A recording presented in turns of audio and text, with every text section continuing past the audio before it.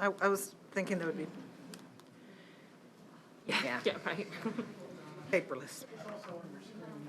Art Oh, there you to go. do it. Thank you. We're so professional. You know, I'm All always. right, good afternoon, everybody. We're going to call our governance meeting to order. Thank you, everybody, for joining us today. So our first item on the agenda is the modification of 1.206, which is updating our student board member policy, which we're excited to codify and make up to date. And so really what this says is what we've done in this past cycle with our two new board members, newish. So that would be that we've updated to say 2 student board members may be selected as non-voting members, which is required by state statute, serving a term of 2 years, assuming they start as juniors and serve as juniors and seniors. They must apply using the process determined by the board, and they'll be selected by a committee of board members, committee members, and MNPS staff.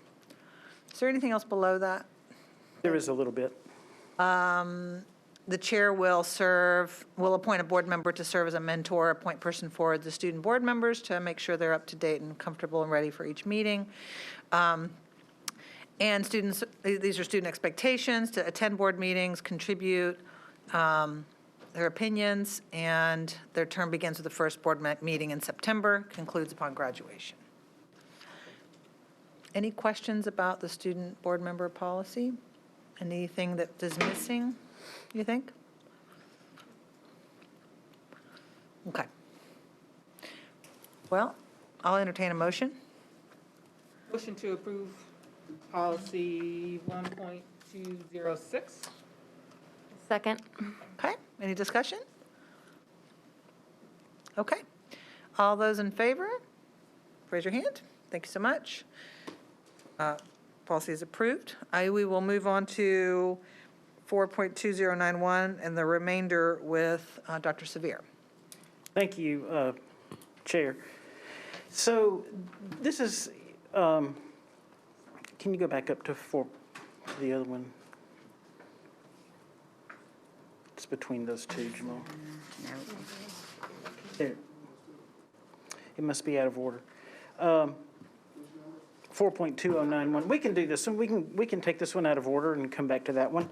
4.603. This policy is has some language added, and you can see the underlined language as if Jamal would scroll down to that. This is a reflection of the law that passed last year around the Reading Act and around promotion at certain reading levels.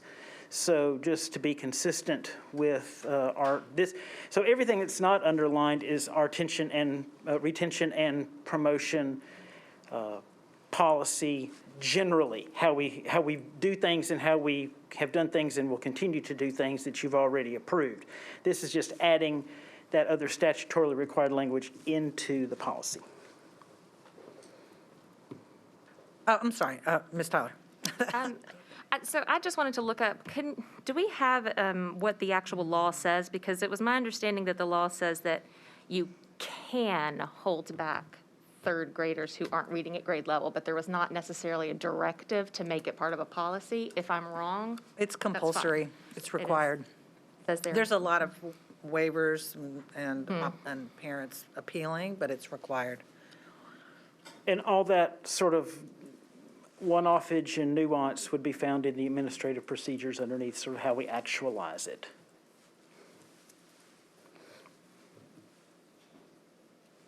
Is that all you wanted to share on that? Yes, ma'am. Okay. Anybody want to make a motion? Motion to approve 4.603. Second. Okay, any discussion? Okay, all those in favor, please raise your hand. Okay, motion passes.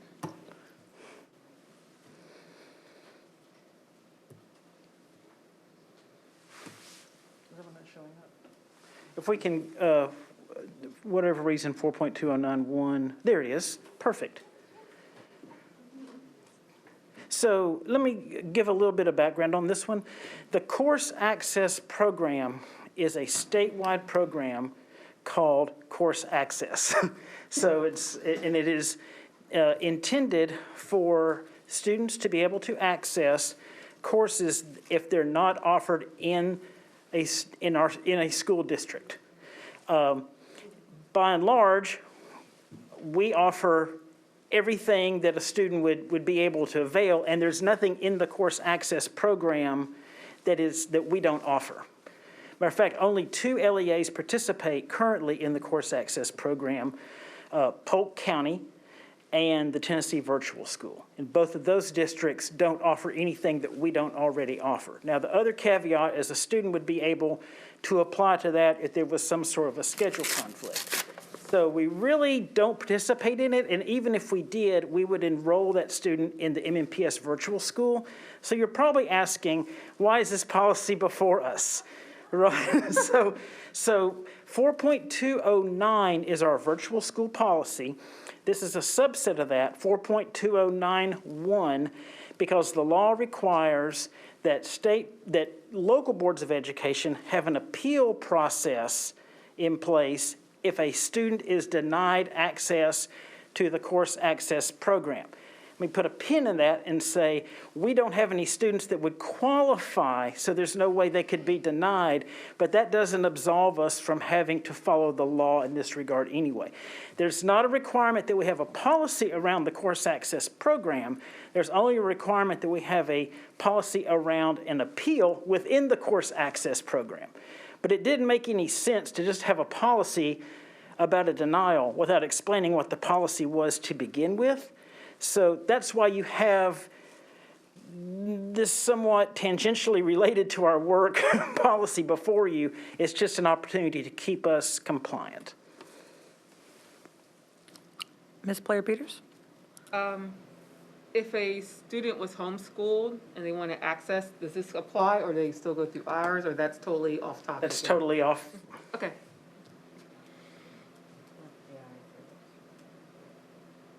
All right, can I get a motion?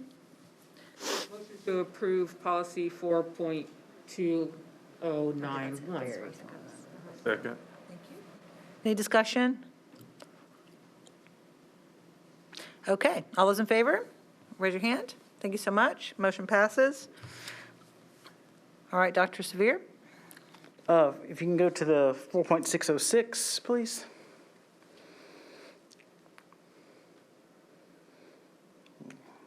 There you go.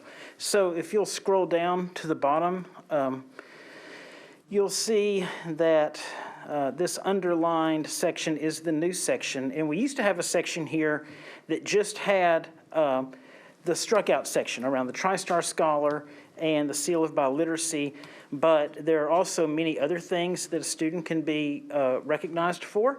Some of these things we have in our district, some of these things we don't, which is okay. If we ever decide to bring those programs on, which are voluntary, then we would have an opportunity to recognize those students at graduation for this. But this just sort of is I'd call this a cleanup policy that makes sure that if a student transfers in with the gold or platinum medal of National Career Readiness Certificate, that we might be able to recognize them in some way. Is that like a core, the special, is that how they're recognized? It's up to the school generally. Sometimes it's just an asterisk, and you start running out of special characters at some point for some kids who, have a little bit of everything after their name in some cases, which is a great thing, by the way. Mm-hmm. Mm-hmm. All right. Can I get a motion? Motion to approve policy 4.606. Second. Any discussion? Okey-doke. All those in favor, please raise your hand. Okay, motion passes. 6.400, pardon me, I'm out of order. This is Ms. Masters. Thank you. I am proposing a couple of additions to this policy around, well, it's the, underlined parts, just to add that the guidelines around dress code should be gender neutral, and neither explicitly or implicitly gender specific. As we've seen, principals sort of following different processes and policies to create the dress codes for their schools. I think it's been really interesting how a lot of them have, like we were at Maplewood yesterday, where student government was really involved with creating the dress code there. And it's been very heartening to see a lack of gendered language in most of these. And I think that it would be appropriate for this board to go ahead and make that explicit within the policy, that any gendered language around dress code is not appropriate. And then just in the next paragraph, I also added that enforcement shall be based solely on these guidelines and shall not be based upon biases, gender norms, or gender assumptions. Fine. And I'm happy to Well, why don't we get a answer. motion and then we can Yep. discuss? All right. To approve 6.310. I'll second. Any discussion? Could you just repeat one more time what you were adding to it? Oh, yeah, sure. So the first addition is, these guidelines shall be gender neutral and be neither explicitly nor implicitly gender specific. The second addition is, dress code enforcement shall be based solely on the guidelines and shall not be based upon biases, gender norms, or gender assumptions.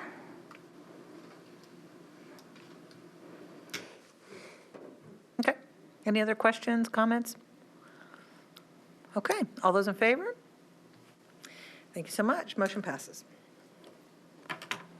Did we do 503? 603? Yes. Correct. We did do it. Have the student surveys, analysis, and evaluation. Okay. So we have a lot of people that come to this district with the idea, and every school district does. We have probably a greater share than the majority of districts, because we are a university town, and every person out there that's like a lot of us that tried to put different letters after the end of our name had to do some research with the school district, and which meant getting an instrument approved and meant getting it gone through the various processes and the opportunities. Well, the legislature has said that we need to have a policy in place that explains and makes explicit that parents have rights around this, whether or not they choose to participate or not. That's something we've always had. We've just never had it in our board policy. So this is a new policy that explains sort of what we do around this, how we do it, how we've been doing it, and how we'll continue to do it, and just ensures that that piece around parental rights is a part of that. Claire Peters? So for clarification, so if I'm a PhD candidate in elementary education, I want to do a survey of kids' video game habits, and if I would come into a third grade class to survey, they have to opt in. So you're just clarifying that they would have to opt in, parents have to get permission, and it has to be a parental release before they participate. So that, before you got to the third grade classroom, you would have spoken to either Dr. Changas or someone in his office beforehand, and it would have been signed off on to make sure it was developmentally appropriate, and they would have walked with you, and you would have signed off and agreed to abide by all of our internal measures to ensure that it didn't disrupt the learning, all these various things. We have a pretty strict, for good reason, pretty strict set of guidelines and compliances that a candidate would need to go through, whether it's a third-party vendor, whether it's a PhD candidate, whether it's just a teacher who wants to take do some research on their own, aside from a university degree. So yes is the long-winded answer to your question. Okay. I just want to clarify also that the part here where it says, following notification, parents may opt their child out of participation. So it's not, if they receive notification and don't respond, then they're in, correct? It's just an That's opt-out. the way I interpret that Okay, language. Yeah, okay. And so I know right now we already have paperwork that goes home at the beginning of the school year that all the parents have to fill out, and one of those is you sign off on whether or not that is what this is. Is that like a blanket before? I And then think- you could, if there's something specific, you're let known about the specific. I think that's exactly right. That's what I thought. Okay, just making sure. Any other questions?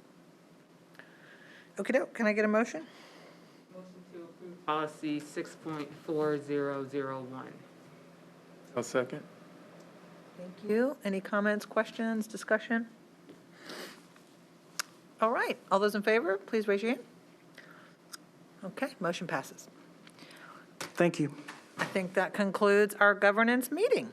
Actually, could I bring something to the board? We had talked about at the last board meeting about the resolution that it was better spent in the policy, at which point in time I requested that we add that to our agenda to talk about here.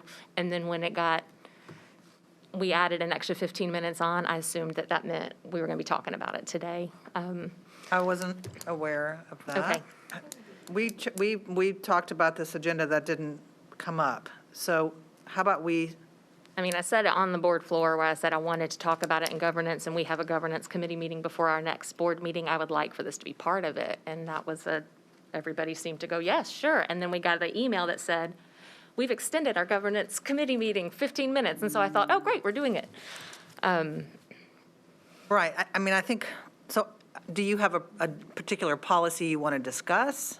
So- Or are you proposing a new policy? I'm wondering, we didn't have it on the agenda today. I'm wondering if you and I can have a conversation, because, I'll own that it didn't make it on the agenda today, but, for example, Ms. Masters sent us versions of what she wanted to see, and kind of we had a back and forth before it got here to the meeting today. Maybe we could converse before, and we can schedule the next governance meeting and get it on the agenda? Is it on the retreats agenda? Did it get put on the retreat agenda? don't I know. think we, if I remember, That's not been 100% finalized. I've been working with Ms. Buggs around that retreat agenda, but I think anything is possible. It could end up being a 3-day retreat at this. So you have all kinds of options. Ms. Pooper Walker controls this meeting. And can certainly amend the agenda on the fly. I will say that, you've only got 4 or 5 members here, which is probably not optimal for, for robust discussion. I think, and this is my memory, and I've slept since 2 weeks when we talked about it, so it is what it's worth, but I think there was discussion about bringing up the retreat so we can get more into the details because of the fiscal notes, and so we can talk more in detail with that. But don't Budget. quote me on it, but I want to say that was part of the second half, because I remember we did talk about bringing it to governance committee. And then I think there was a further discussion that it might be more suitable for the retreat so we can get into more details about how the implementation, so we can then better shape the overall policy. So we're kind of going reverse engineering in a way. So, but that's all I vaguely remember. But, so, I mean, I'm not telling you to I'm not here to speak in authority, but I vaguely remember that part of the conversation, being part of it. And then we'll take the next step after retreat, but that's what I vaguely remember, whatever it's worth. Ms. Masters? Yeah, I do recall us talking about a multi-step.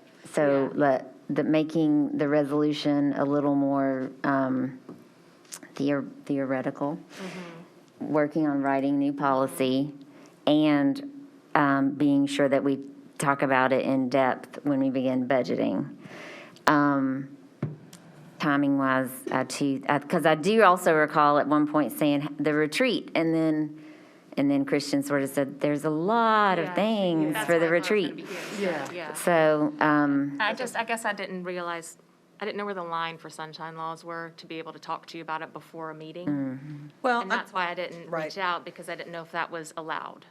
I think it absolutely is. I mean, what Emily did with the policy that we passed today was she sent her suggested changes, or the policy she wanted to discuss, and make amendments to, I think that's totally fine.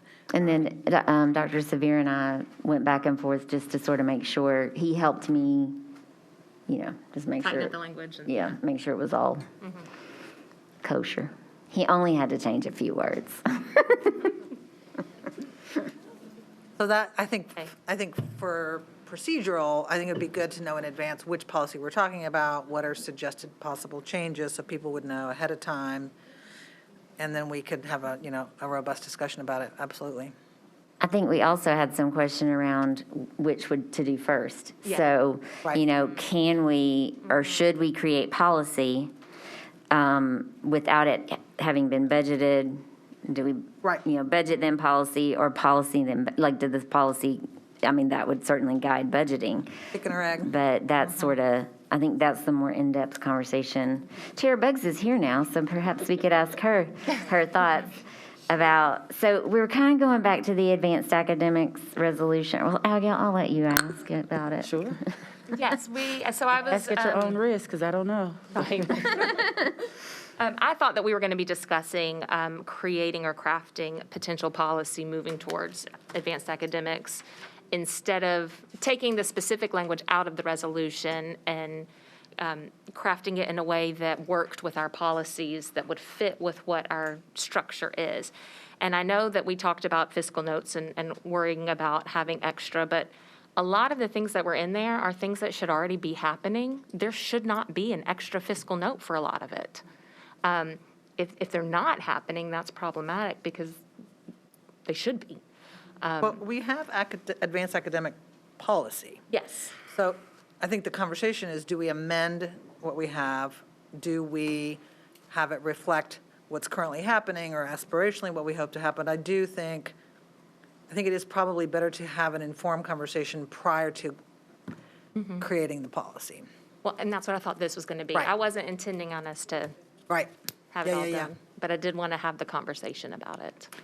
I'm sorry, so, my apologies for my tardiness. So are we talking about the advanced academics resolution or just resolutions as a whole? No, we were just talking about policies and and I had thought that we were going to have a discussion about taking some of the stuff from the resolution and creating, tacking it on and finding a way to make it work with our existing advanced academics policy.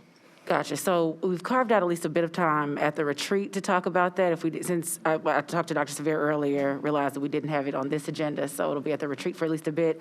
The other part of this, though, is that I'm trying to catch myself up to understand what is a resolution and what does it do, because I was quite confused. So I'm still wrapping my head around what are the different platforms or avenues through which board members can get things done, right? And so is it that we're making declarative statements as a board saying this is something that we aspire to see happen, or this is something that we elevate for the community to watch us and hold us accountable for, or is it policy? And so I'm just trying to make sure I understand also. So this is a learning curve for me, but I am open to I just want us to have the discussions, because I think so often because we cannot talk before board meetings or behind the scenes, we're just coming to the table and everyone is a bit blind. So I think just making sure we're carving out time to have the convos is all I ask for.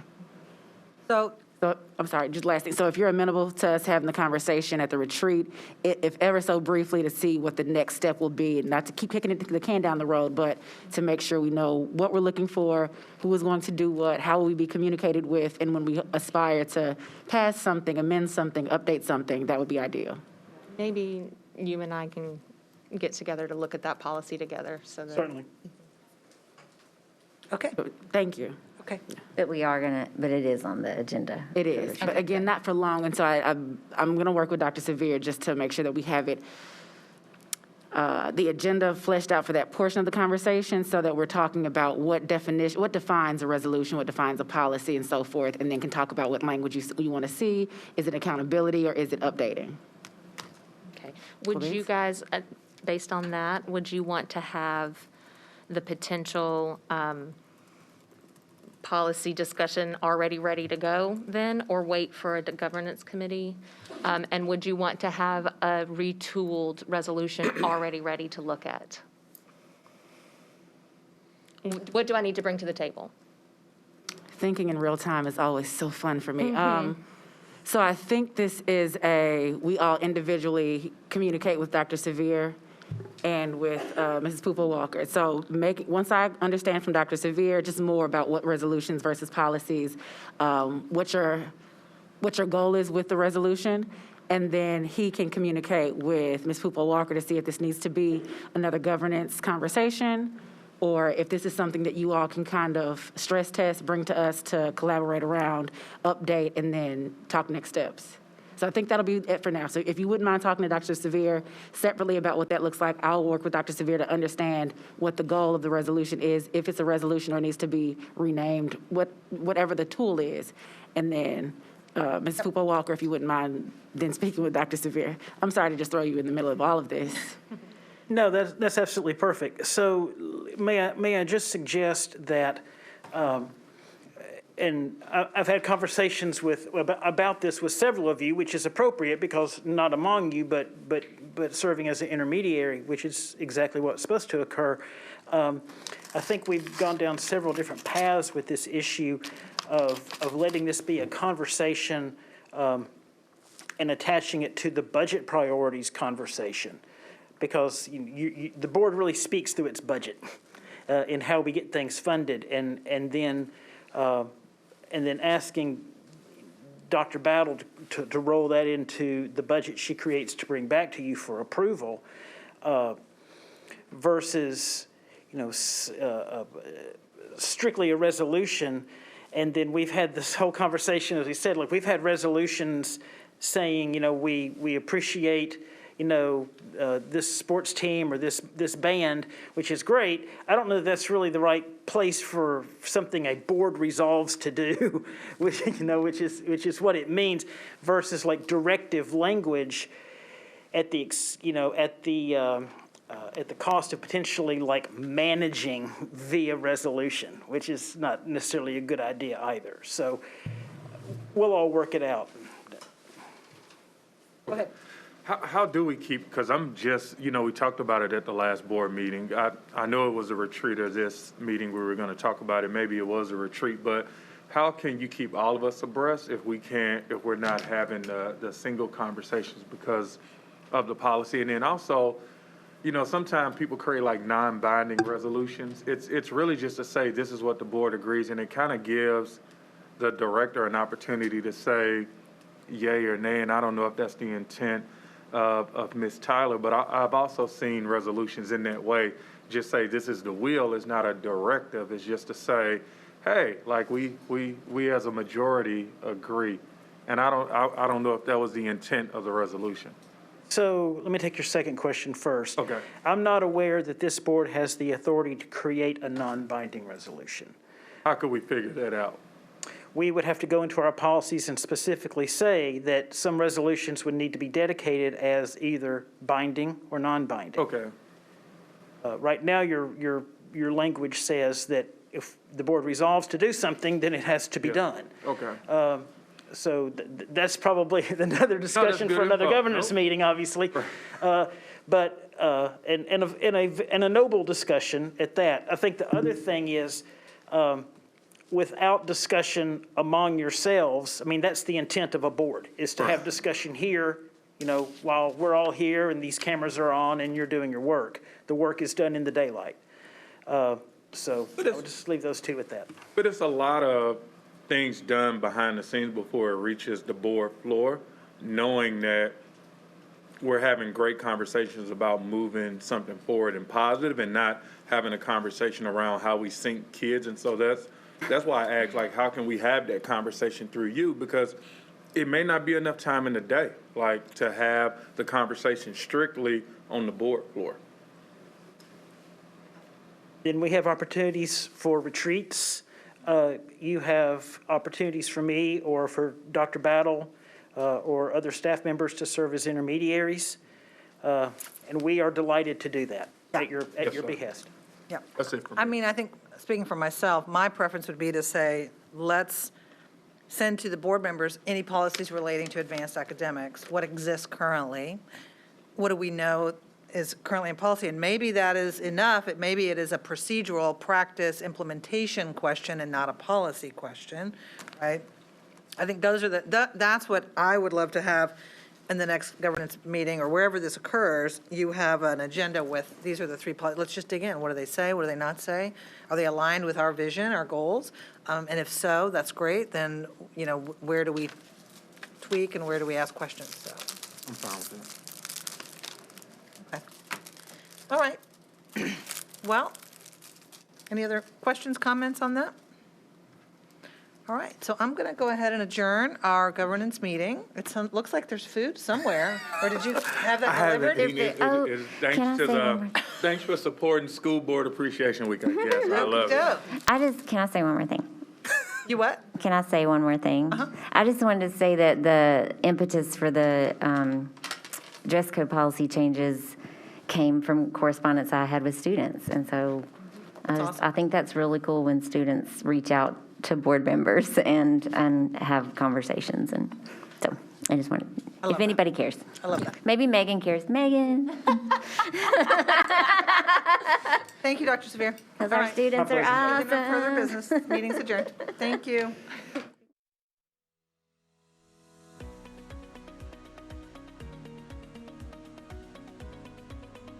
This has been a service of the Metro Nashville Network. If you would like to see this presentation again, or for more information on this and other programs, visit nashville.gov.